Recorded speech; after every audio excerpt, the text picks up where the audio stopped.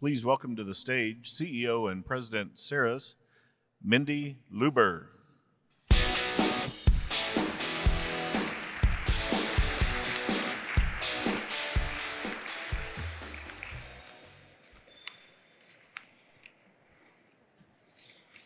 Okay, folks, nothing like getting my pages out of order. Good morning.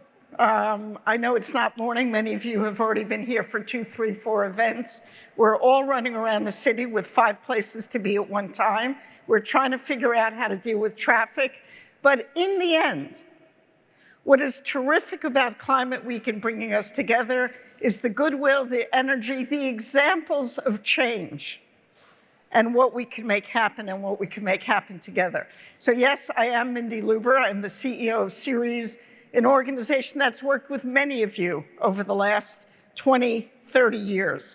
At Ceres, we have been at this for 35 years, working with investors and companies and policymakers and global partners to mobilize the private sector towards a responsible, sustainable way of doing business and a cleaner, more resilient economy to prove that profits and the sustainable future of our planet and our people are absolutely things that go hand in hand and that don't conflict with each other.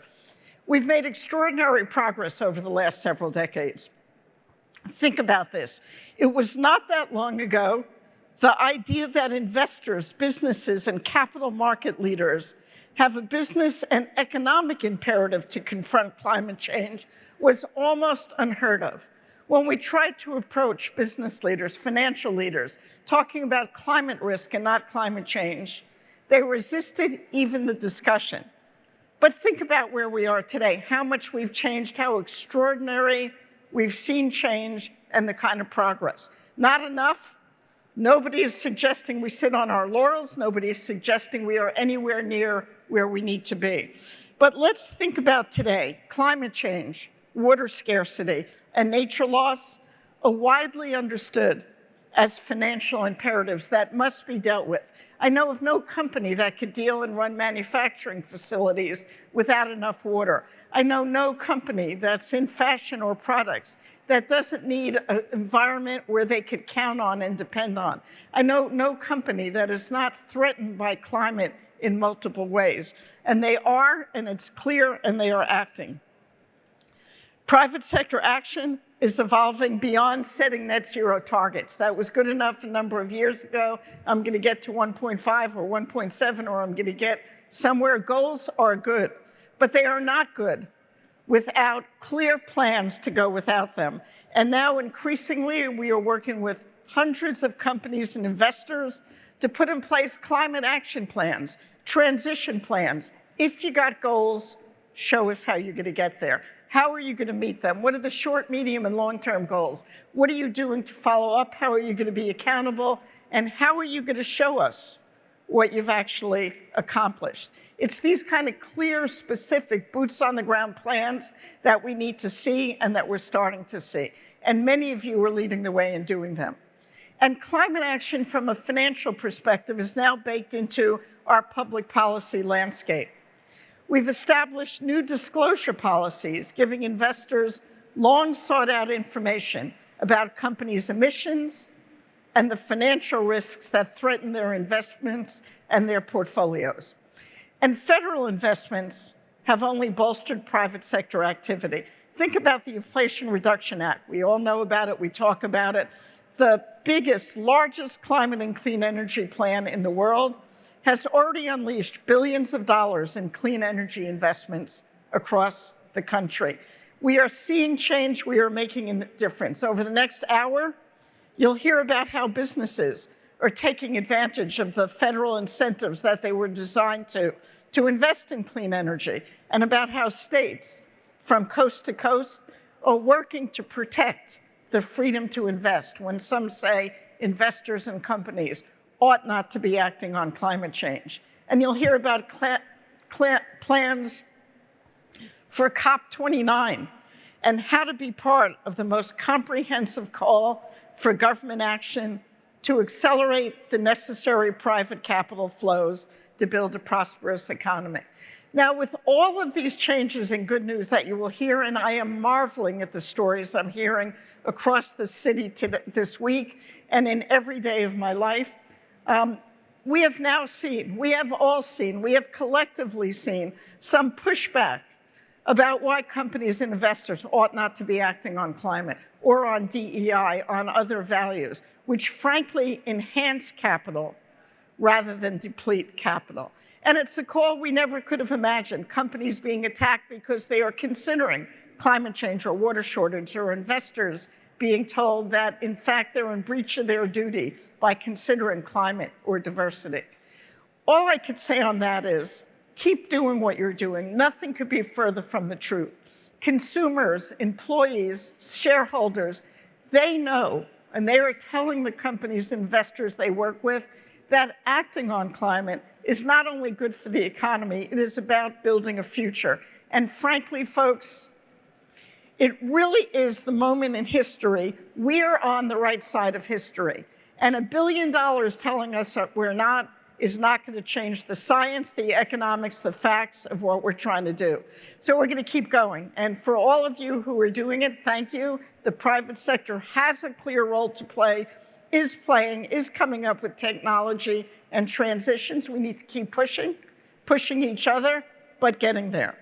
And now, to have a conversation about getting there, I'm delighted to be able to invite a friend, a leader, really one of the sage, wise people on these issues, former White House National Climate Advisor, former EPA administrator, and currently the managing co-chair of the powerful coalition, America is All In. I know you all know that Gina is one of the most influential climate leaders in the country and in the world. I'm delighted to call her a friend and invite her up here to join me. Thanks very much. Come on out, Gina.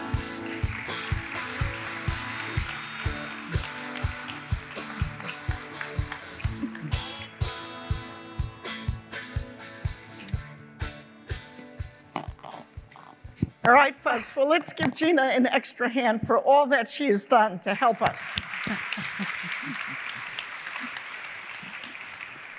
Thank you, Mindy.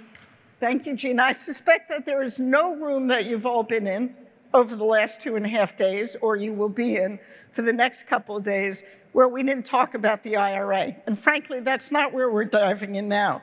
But Gina was instrumental, crucial in helping think it through, what's important to the public sector and frankly to the private sector.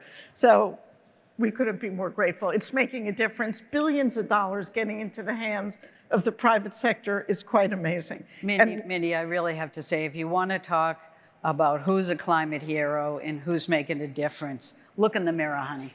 Look in the mirror. How nice. The people in this room, private sector leaders who are making a difference, so thank you. So Gina, we've got an election coming up, and no, we're not going to have a partisan discussion. Ceres is a C3, nonpartisan, but we know that the world will change in the next 6 weeks or so, both at the federal level, Congress, Senate, state houses, local county governments. How do we think about, regardless of the outcome of what happens in Nebraska and of course what happens at the White House, what does durable climate action look like? Put another way, what gives you hope that regardless of the world out there, we will continue to advance our Paris Agreement goals? Well, Mindy, I don't have any doubt that we'll continue to move forward, none whatsoever. And I think it's because a couple of things. One is that no one can now ignore the challenge of climate change. And certainly one of the brilliances of starting Ceres was knowing that the corporate community, our business community, understands that we are facing a significant challenge. And it's not just here in the US, obviously, but it's a worldwide and global challenge. And we have to turn that challenge into an opportunity. Look, Everybody is being impacted by climate change.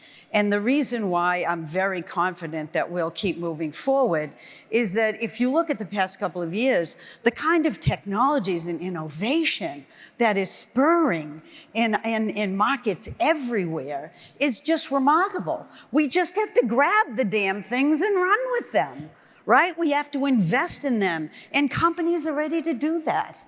So, and honestly, Mindy, I don't want to, appear too excited about it, but really, Ceres has awakened the corporate community. They have found a platform to have them safely talk about these issues, even in a difficult political arena. And this is what's going to make a big difference, because the business community is ready for it. We have the technologies we need. What we really need to do is just have the courage to continue to run for it. So I'm not a naysayer. I'm really excited about it. And no matter what happens in the election, we're going to run like hell. That's it. Nothing like positive news. So following that and digging a little bit, the Inflation Reduction Act, and like it or not, $370 billion is a good thing to have in the economy for building where we need to go. How do we really capitalize on it? I know billions of dollars are already moving out, but how do we envision the role of these non-federal actors evolving as the law takes hold? What should we anticipate seeing? Well, I think one of the best things about the Inflation Reduction Act is probably that it got done. No question. That was not a given, and so it was exciting to see it. But what we're seeing over the course of just 2.5 years is really quite astounding. Between the Bipartisan Infrastructure Law, the Inflation Reduction Act, and CHIPS and Science Act, we're talking about $910 billion of private sector investment. Private sector investment. So when people say, why'd you spend all this money? We didn't spend money, we enticed private sector money. That's what the Inflation Reduction Act did. And so we're talking about huge opportunities already. And one of the exciting things in the Inflation Reduction Act is not just that it's attracted, almost $400 billion in investments, but it has provided an opportunity for more resources to be devoted in Republican districts because they're communities that have been left behind. And that money is already spurring 600 and some odd projects, large on-the-ground projects that are meaningful to those communities. And part of that, the excitement about that is that, the folks that are in governing in Republican districts know that these are vital projects that are actually growing hundreds of thousands of new jobs. And it's going to be very difficult to unwind that. And I think all of that is exciting because I think we all know that there are just too many communities that have been left behind for too long. And one of the best things about the Inflation Reduction Act was the commitment to ensure that 40% of those resources actually go to communities most in need. And that's where I believe change happens. I don't think change happens from the federal government and making edicts or laws, as much as it's from human beings seeing their lives get better. And when that happens, others actually can turn from being, negative and upset and desperate into that hope and opportunity framing. And I think that's what we all need to keep doing, because that's what's going to change the world. And Gina, you are the forever optimist, and we all need that as tough information comes. We're not doing this. Well, it's because everybody's always treated me so well, especially on the Hill. That's where it comes from. On the Hill. How many hearings have you had over your 9 million. I practice it. This is what I do. But you get yelled at. There's nobody here who wants to yell at her, right? Right. That's why we probably don't have time for questions. No, Gina has represented all of us well. You made the point, though, and I think it's so important. The IRA is about red states and blue states. It's about every part of our political spectrum. It's about our economy, it's about our humanity, and it's about jobs. Is that breaking through? Are you seeing projects, new jobs in all the right places around our country. Yeah, you are. I mean, the reason why most of the money is going to Republican districts is because if you look at what's happened over the past 40 or 50 years, those are the areas where they lost jobs. We lost our manufacturing sector in the United States in so many ways, and people needed that investment. It was the right place to go. And the exciting thing is that it's kind of showing up in the international arena a lot. You know, countries all across the world are wondering how they can do something similar. Because it is really about changing the dynamic from one of negativity to a positive relationship with communities and with corporations and workers. And so that's the exciting part. And I am an optimist. I'm never gonna not be, because frankly, I have a family that I love, and I have 5 grandchildren, and I don't intend to sit around moping. I'm gonna move. And I think we all have to, because the time is now. We see the dangers, we see the concerns, but the opportunities really abound to turn that into a positive framing. How do we make sure, and for those in this room, how do they play a role in making sure that every one of those dollars gets out into the community? We're talking about, as Gina said, near $400 billion, 40% of which to communities that have been ignored for decades and decades, if not centuries. If there's anything more you would like to see private sector leaders do to make sure those dollars move, to make sure that we're seeing the kind of innovation, new jobs, new manufacturing, and frankly, in the places where people really need it, what more do you want us all to be doing? Well, Mindy, a lot of what you've done with the private sector has been really quite remarkable. And I think it's been both making sure that corporations continue to push forward on ESG, even when it's been challenged. It just makes sense that the business community would do this work, and your ability and Ceres' ability to actually keep this momentum going has been a gift to all of us. And honestly, it's really all about recognizing that the solutions to climate change, whether they're at local communities or state level or federal level or beyond, the opportunities are real and they're profitable. The one thing that drives me crazy is when everybody says, you know, we can't risk profits to do climate change investments. That is the most insane sentence I've ever heard in my life. Look, you know as well as I do, corporations need to make profits when they invest. Good. That's called solid economic growth. Everybody wants that. And really, we know that the challenges of climate change, if we don't face them, and if we don't grab new technologies and new solutions, will inundate them with losses, not profits. So let's get real here. Let's get excited. Let's make these things profitable. And let's stop the ridiculousness, a challenge on ESG. Really, it's just, to me, it's insane. And I get a little overly excited about this. Well, being on the right side of history, being on the right side of facts, being on the right side of economics is worthy of getting excited about. And this movement on woke capitalism, on why we ought not to, in the private sector, be considering equity and justice and water shortages and nature and climate, is illogical, makes no sense, and will land on the wrong side of history and on deaf ears. Gina, we're coming to an end, but a final request. What do you encourage this audience to do? Are there other policies we ought to be pushing? Should companies be doing more action plans so they really can commit to where they ought to go? Should they be looking globally or locally? How do every one of these wonderful folks walk out and make a difference? Yes, yes, and yes. Good, You just sort of outlined the 3 things. I think the most important thing is I think we need to continue to push the envelope.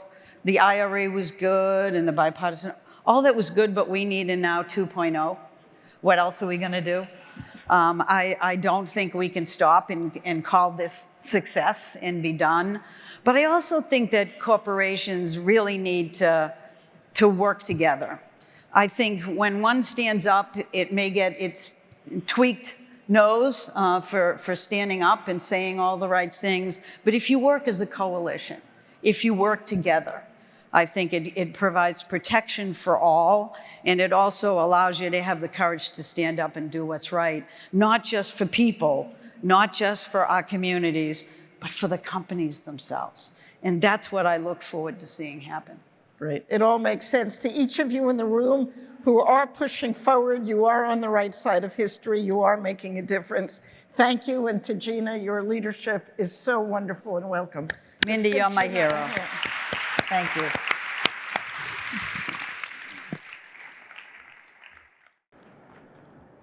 Hi, everybody.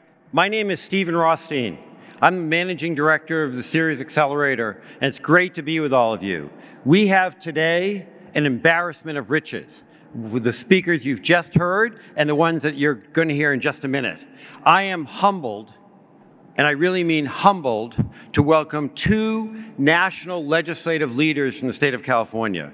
For the past 2 years, State Senator Scott Weiner and State Senator Henry Stern have led a legislative process that have resulted in the enactment of two companion pieces of legislation that all of you know about already, that will ensure that the largest public and private companies across the nation that are doing business in California will publicly disclose their emissions.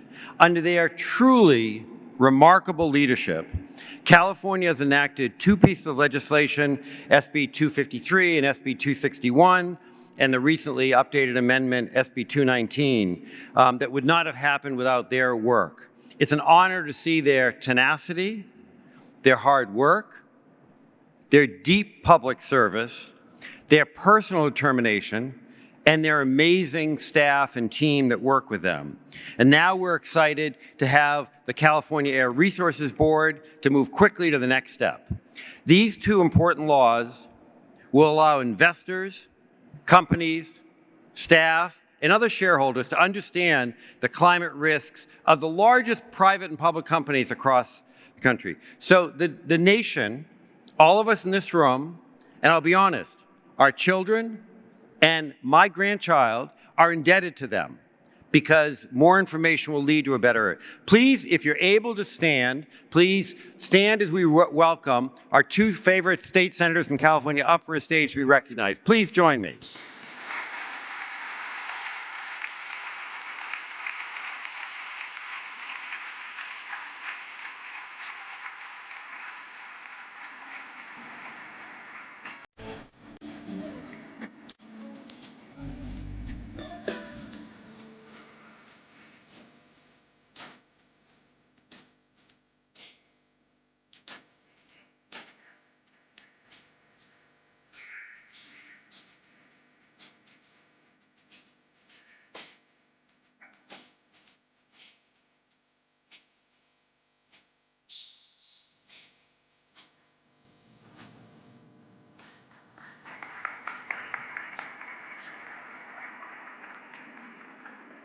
Good morning, Climate Week. My name is Andrew Collier, and I am the Director of Freedom to Invest at Ceres. Freedom to Invest is at the forefront, along with our allies and partners, of organizing investors, financial institutions, and companies to push back against restrictive legislative efforts that would ban the consideration of climate risk and other opportunities in decision-making. Climate and related factors are clearly material to protect medium and long-term success of corporate strategy and investment portfolios. One critical piece of the puzzle is the support of state attorneys general, who are pushing for and defending strong disclosure rules and looking out for investors and consumers. Without further delay, I'd like to introduce this rock star panel. Please help me give a warm welcome to Minnesota Attorney General Keith Ellison, Arizona Attorney General Kris Mayes, California Attorney General Rob Bonta, and New Jersey Attorney General Matt Platkin.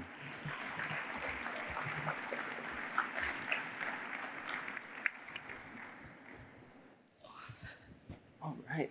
Well, thank you all for being here. to discuss this critical issue. But before we get down into it, I do want to ask the audience a couple of questions. Raise your hand if you're familiar with environmental, social, and governance factors. How about climate disclosure? All right, pretty educated crowd. I think we're good to go. So, Attorney General Mays, for the last 2 years, you've worked hard to push companies to operate responsibly. Tell us about some of the work efforts in this space, and why do you think it's important? Yeah, well, so as some of you may know, because I used to come to these meetings, I'm a former Public Utilities Commissioner. I was a member of the Arizona Corporation Commission, regulated utilities. And you know, I think it's really interesting now as Attorney General to understand how much AGs can do and are doing on environmental issues and on clean energy. And it's just incredibly important to me, given the impacts of climate change in Arizona that are dramatic, whether that's our drought, our extreme heat, and addressing those things, addressing our water supplies. So, you know, from that standpoint, it's critical for people at every level of government, whether it's PUCs or AGs or governors, to be getting involved in this space and doing what we can. And we've done a lot around intervening in front of our Public Utility Commission on energy issues. AGs can do that, or at least in some AG offices, to make sure that our utilities are engaging in clean energy policies, implementing clean energy. And so, you know, it's a priority for our office. Yeah, that's fantastic. Your work has really been incredible. Attorney General Ellison, Freedom to Invest, along with allies and partners, have been incredibly successful in educating the importance of investors and companies having the freedom to invest and operate responsibly. In your own words, why do you think lawmakers are realizing that fiduciaries have been and should continue to be the professionals that are able to consider ESG factors that are material to investments? Well, a lot of us as AGs, we might sit on the State Board of Investment, or we clearly, as the chief law officers of our state, want to make sure that people have that freedom.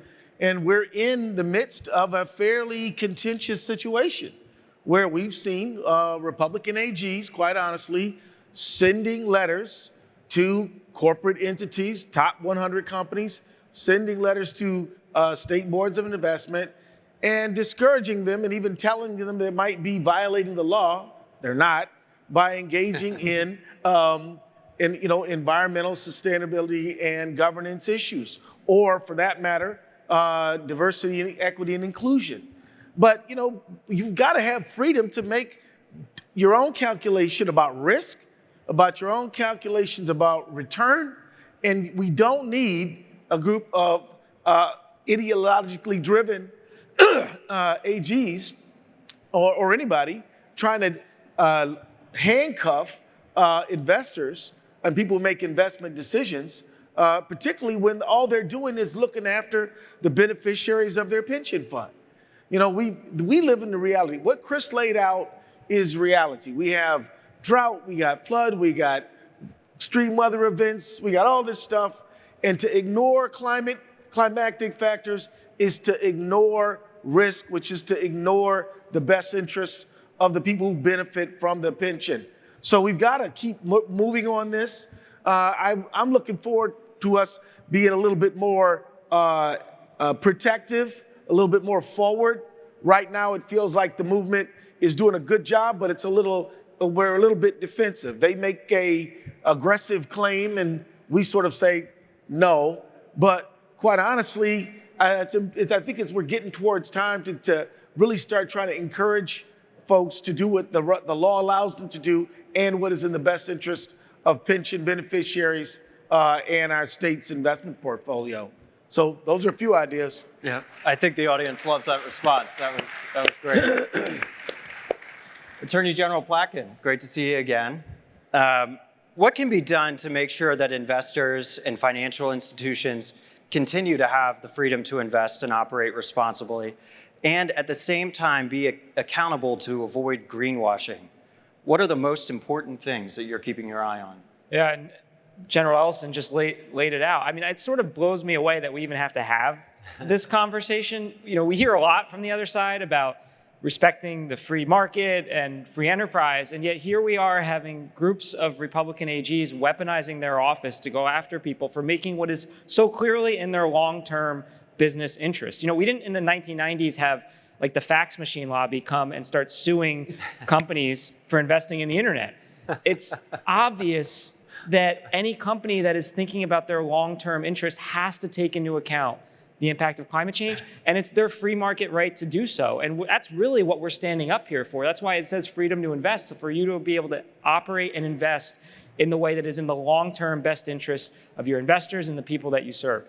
It's in your fiduciary interest. As it relates to greenwashing, yeah, when somebody says something that they're gonna do, they have to live by that. That's not new. That's in the basis of our consumer protection laws that we've all enforced for 100 years. It's the laws that several of us used to sue the largest oil and gas companies for lying about the impact of climate change, while, by the way, their own internal research showed them that the impacts were going to be significant. And what did they do? They raised their offshore drilling platforms. They invested in technology to drill in the ice caps because they knew they were going to melt. They took steps not to save the climate, but to maximize their economic benefit, knowing that climate change was coming, and yet at the same time, fighting to mislead the public and to prevent us from taking, and you all, frankly, from taking actions that are in your long-term best economic interest. So greenwashing is really important because when somebody says they're going to do something, whether they're lying to you about what is actually happening or they're saying they're doing something good and not, it's deceiving the marketplace. And that's where we step in and have stepped in and will continue to. That's great. Attorney General Bonta, you've been in the news recently, but this is an audience filled with investors, companies, policymakers, and sustainability advocates. As parting words, what is your message to them on what matters most? Well, thank you for the opportunity to be here. Rob Bonta, California Attorney General. Good morning, everybody. I do just want to say a few things in that regard. One is consideration of ESG factors is good business. Threats to our planet, our climate, our environment are also threats to our economy, our financial future, our business ecosystems. And just look at some of the data last year, 2023, about 30 major climate, environmental disasters costing over $90 billion. Those are real considerations for our business community. Those are material considerations for fiduciaries. And so this really ought not be political. To me, this is common sense. This is just straight adherence and compliance with the fiduciary duties of business leaders. And if we are to address our shared collective climate challenges, we all have a role to play. As was referenced, a recent role that I took was in the litigation space, suing ExxonMobil for perpetuating the myth of recycling and harming our planet, choking it with plastic waste.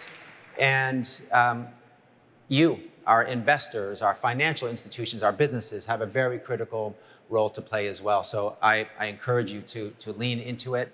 I do want to say this about California, realizing that I'm not in California. But when I am, and I'll say it today, I often say things like California is the 5th largest economy in the world. We're the largest state in the nation.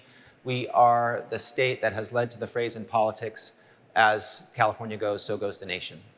And sometimes people will tell you, and they're saying that to you now, that you can't both be good stewards of the environment and address climate threats and risks and do good business. That you can't support your workers and working people and have a thriving economy. And California is here to say, yes, you can.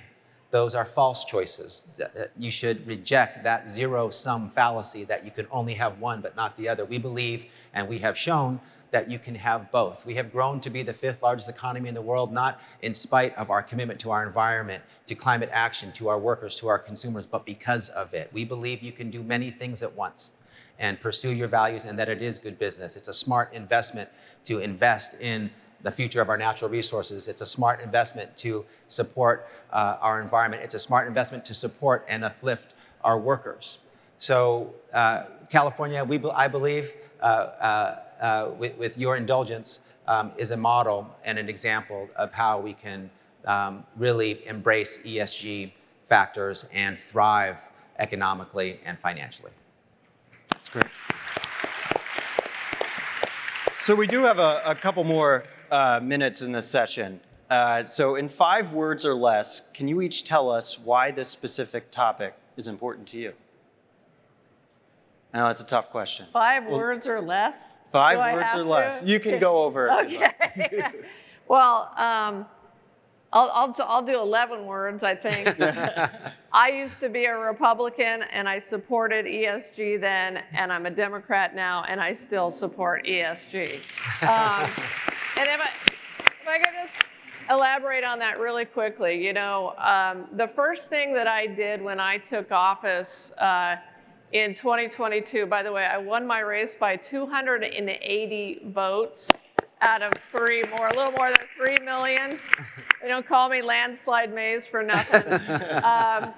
And the first thing I did was I reversed the decision of my Republican predecessor to investigate banks and BlackRock, I believe it was BlackRock, over ESG. I eliminated the investigation and pulled Arizona out of it because it was a ridiculous waste of government resources.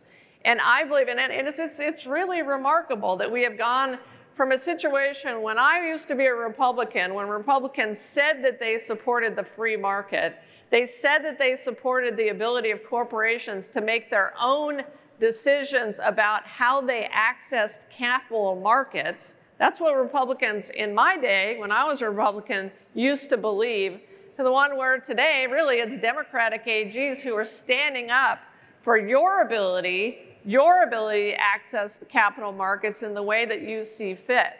And the last thing I'll say is, remember, you know, you have the right to protect your shareholders. You have the right to make these decisions, and you have a fiduciary obligation to make these decisions. You know, back when I was on the Public Utilities Commission of Arizona, renewable energy was at a premium, right? You guys all remember those days? When renewable energy was not the least cost resource. It is the least cost resource today. And so that's why corporations are making the decision to purchase renewables, to do energy efficiency. And they're doing that because it betters the bottom line and because their customers are demanding that. So keep that in mind.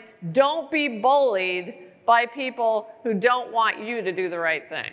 That's great.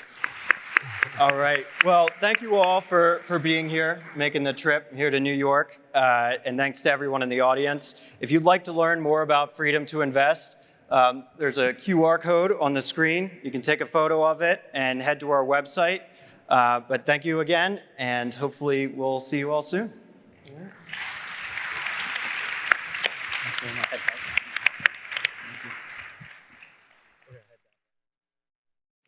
Good morning. I am Kirsten Spalding. I'm Vice President of Ceres Investor Network. We work with hundreds of investors in the US and around the world on climate change and other sustainability challenges. This week, we're proud to announce the Global Investor Statement of 2024, signed by 534 investors and financial institutions with more than 29 trillion in assets under management. The statement outlines climate policies governments need to urgently enact to accelerate private sector and large-scale investment, especially in emerging markets. With that, I am pleased to introduce Nigar Arpadarai, our UN climate change high-level champion for COP29, Azerbaijan, for short remarks.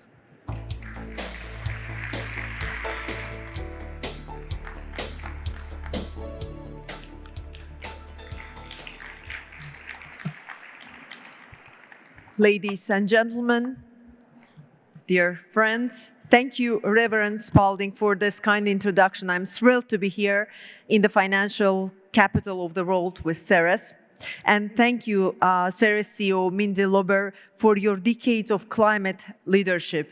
It's a great honor to be here, dear ladies and gentlemen. I'm grateful to Ceres and all the Investors Agenda partners for your work with investors aimed at achieving the Paris Agreement's goals. It's an honor to address you today as the UN Climate Change High-Level Champion for COP29, a role focused on bridging the work of governments with the dynamic frontline work of non-state actors community, from CEOs to NGOs, from city mayors to youth leaders, from indigenous peoples to university academics.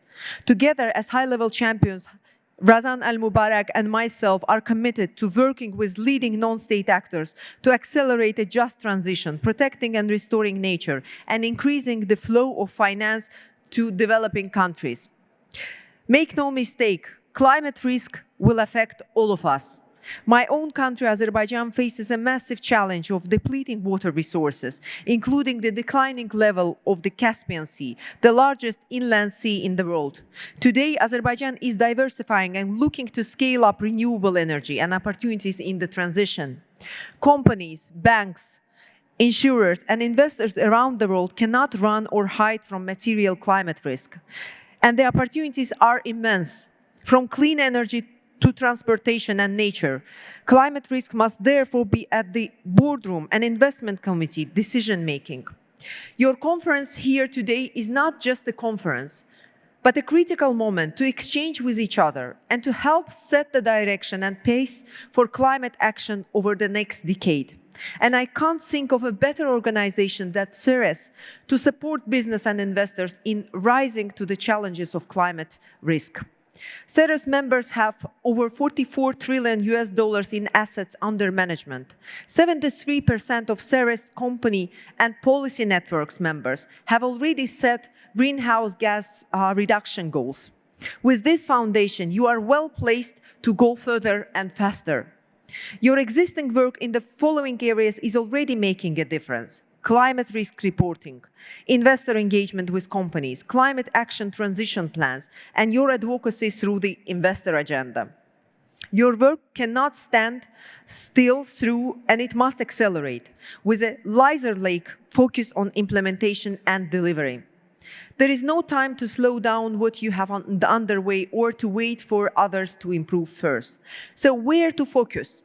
And when there are so many competing priorities and time is so short, as leaders in climate change from the businesses and finance communities, there are 3 areas I urge you to focus on in 2024 and 2025. First, make clear to the parties to the Paris Agreement what you need so that country climate plans or NDCs are investable. Finance and business are enablers of the transition. You know the drivers of transition and the hurdles. Your expertise is invaluable to implementing the Paris Agreement. High-level champions published a report earlier this week to highlight the insights, priorities, and offers of support from businesses, investors, subnationals, for national governments to leverage in the design and implementation of their NDCs. Their message is clear. High ambition NDCs with sectoral pathways complemented by clear financing strategies can send a strong market signal to catalyze investment. Second, collaborate closely with national level policymakers on implementation of real economy policy and regulatory frameworks that will help the finance flow. While doing so, support reforms to the international financial architecture and MDBs so finance flows to developing countries. Third, continue to take near-term action to advance net zero and transition finance, including to overlooked small and medium-sized enterprises. We also need innovation in the harder areas such as adaptation and nature finance, with more attention to de-risking solutions to support mainstream financiers. COP29's vision is enhance ambition and enable action. When we speak about enhancing ambition, we speak about keeping 1.5 degrees, so sending signals to government, to the parties, to come up with ambitious plans. When we speak about enabling action, we speak about finance, we speak about capacity building, we speak about technologies.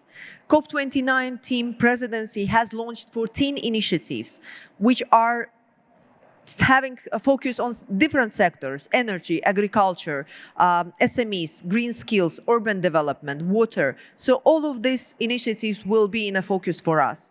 But one of them is specifically the one that I want to focus is called Big Fit. So Baku Initiative for Climate Finance, Investment and Trade Dialogue aims to support investable and implementable NDCs, which deliver on sustainable development goals, because the link between NDCs and SDGs is extremely important.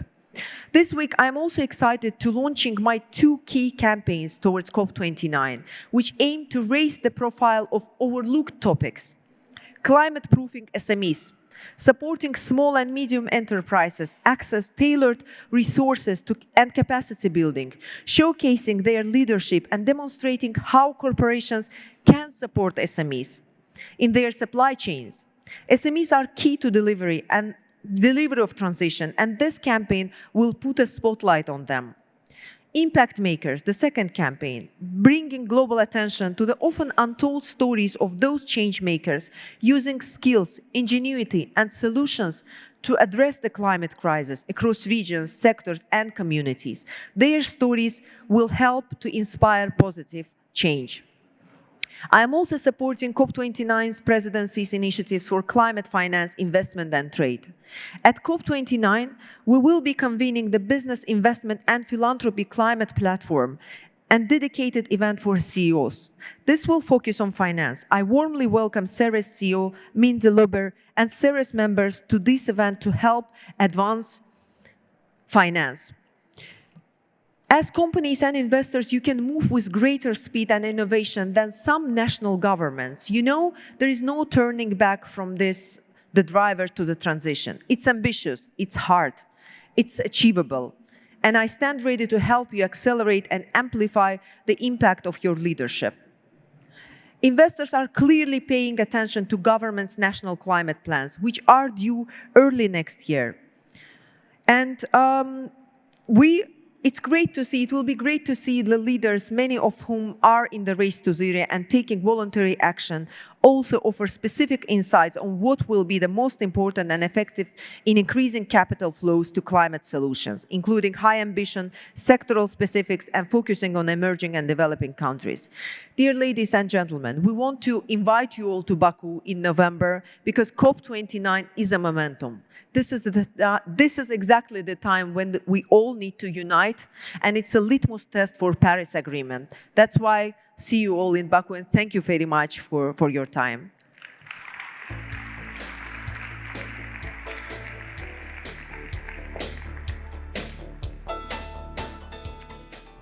Thank you so much, climate champion Nigar Arpadarai, for your leadership and for those remarks. I'm now joined today by New York State Comptroller Tom DiNapoli, the sole fiduciary of New York State Common Retirement Fund. The subject that we're going to discuss in a short chat here is the investor leadership that's necessary to support policy advocacy, the kinds of policies that we need coming out of COP, going through COP, to incentivize private investment and leadership across our economic sectors to decarbonize and invest in the climate solutions of the future. So I'll begin, Tom, with a question. You've been one of the early supporters of this call on governments on climate change. With more than 500 other signatories, you signed the Global Investor Statement. Why did you sign? Why does it matter? It would be wonderful if we could solve the climate crisis by pension funds selling stock, and that would solve everything. Unfortunately, it's a much more complex picture than that. And to the point of your question, it's very much why we do need government to play a very active role, and why I chose to sign on to the investor statement. You know, we're trying to do our part, and we have been for many years now, as you know, and New York very much appreciates the collaboration with Ceres. It's really helped to inform our work, made a difference in our strategy. And we always keep in mind the fiduciary role. You know, we have 1.2 million New Yorkers who depend on our decisions to keep their pensions and their retirement secure. But we view climate as such an existential threat to all of us, but certainly to our investments as well. And I wish I could say just investors or just pension funds could change the equation completely on our own, but we can't. And we need government very much to be proactive in supporting our efforts in so many ways. Certainly in terms of providing incentives to help with the transition, to aid us as far as certainly encouraging emissions reduction targets, disclosure of information. One of our big challenges as investors is having appropriate information. So requiring financial disclosure of climate-related issues, certainly what the SEC has been moving to do, has been very important to us as we evaluate our various investment strategies. And obviously financial incentives will make a big difference as we seek out new investment opportunities. If more can be done to provide incentives for the kind of investments on renewable and clean energy that will be key to our transition to that low carbon economy that we all want to see. All of this will help us do our work and also be part of that holistic approach to meeting the goals, certainly net zero by 2050, hopefully sooner. There's a lot of work to do, but the investor world can't do it in a vacuum. We do need the government support. Yeah. Thank you for your leadership in that statement and the recognition that it's a partnership, really, between the private investment community, the industries that have to be transformed, and our governments around the world working together. I want to just ask you now a question about New York Commons' particular strategies, the ways that you're addressing climate risk. You were one of the first funds to issue a climate action plan, really laying out your comprehensive forward-looking strategy for addressing climate risks and seizing climate opportunities. And I'd note that following you, my team has recently done research on the largest investors in the United States, and we now find that of those top 50 investors, 77% have made net zero commitments, and the majority of those have done climate action plans, really using the same kind of a structure that you laid out when you first did this. Can you tell us a little bit about your plan and where you see it going in the future? Well, as you know, it's been a journey, and you and Ceres have been part of that journey. It really came up with a jumping off point in 2019 of frankly, some of this discussion about divestment. And we convened a panel of experts on climate and on finance to really look at the overall question. And the panel made several recommendations, which then evolved into our climate action plan. But it really took the perspective that it just wasn't a question of investment divestment. It really was a question of evaluating our investment portfolio from the perspective of transition readiness.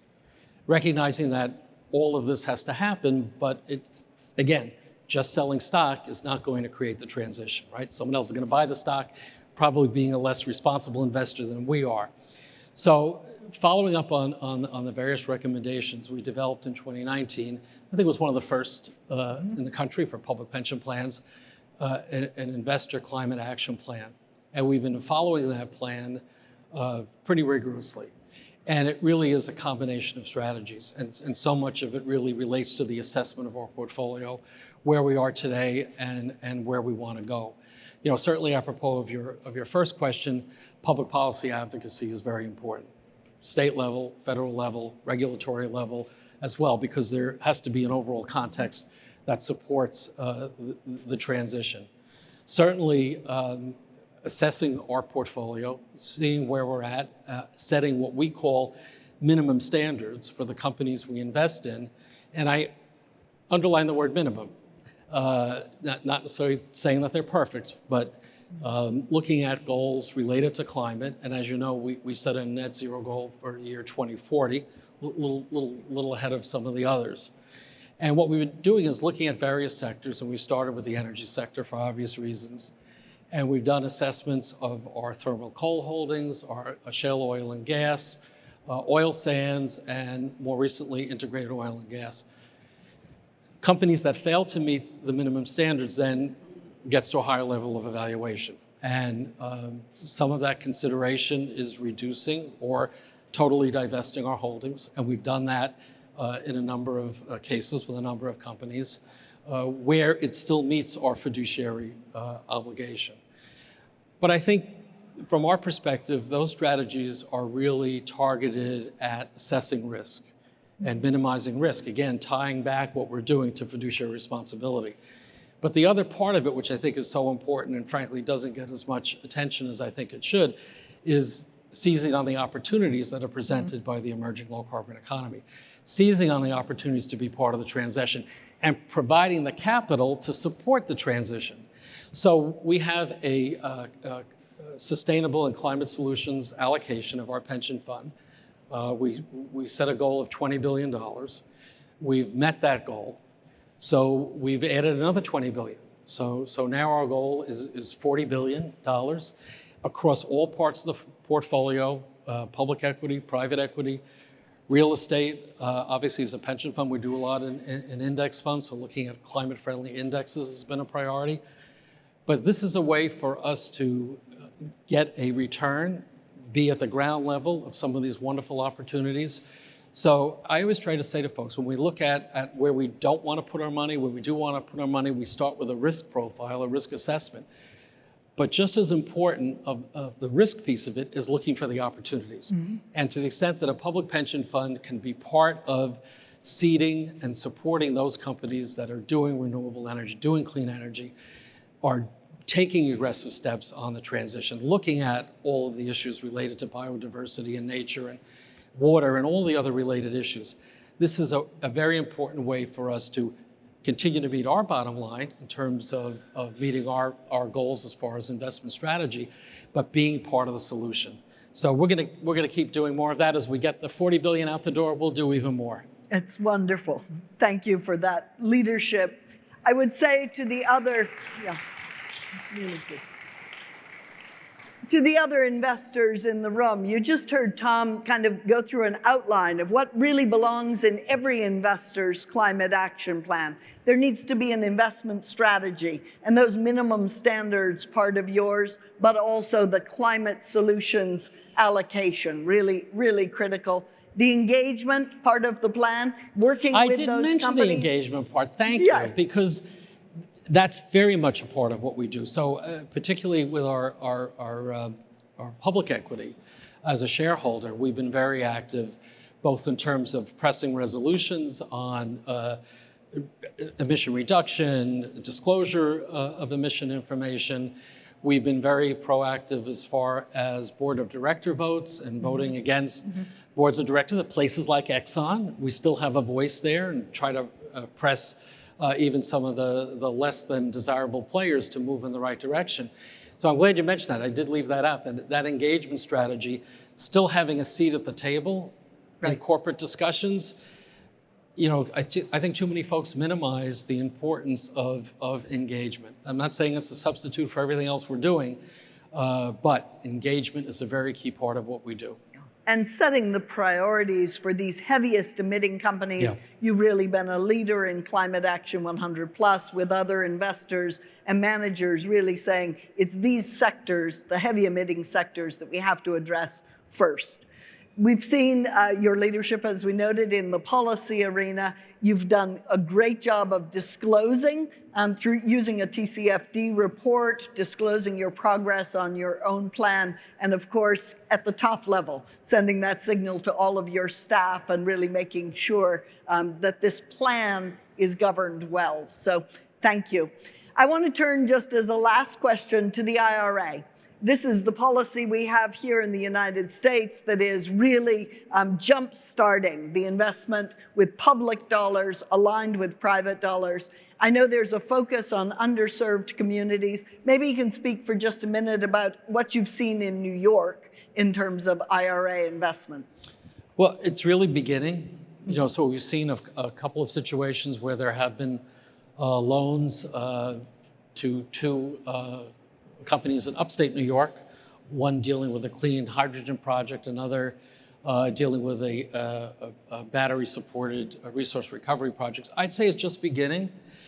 I'm hopeful that from our perspective as an investor, we'll see more activity that will then create an opportunity for us to co-invest with these opportunities. So I think it's really in its infancy in terms of a direct impact in New York, but it is exactly the kind of strategy from government, incentivizing from government, that we think in the long run for us as an investor will be very helpful to the goals that we have. Because meeting that 2040 goal is not going to be easy. Right. And we're still trying to work our way through how we do the proper assessment and evaluation of our own progress. It's not simple, it's new territory for us, as I think it is for all investors. But we're committed to the goal, and we're trying to be as aggressive and as ambitious as we can be. Thank you so much, Tom. I'd like to thank all of our global partners who've been with us in developing the Global Investor Statement, and invite all the investors in the audience to join Tom and the other 500 plus investors. Special thanks to AIGCC, CDP, IGCC, IIGCC, PRI, and UNEP-FI, who've joined Ceres in gathering signatures for this Global Investor Statement. Thank you again for being part of the Main Stage program, and thanks to all of you for all the work you're doing addressing climate change in your portfolios and working with us to advocate for the whole system approach that will be necessary to solve the climate crisis and invest in the zero emissions economy that is coming. Thank you. Thank you.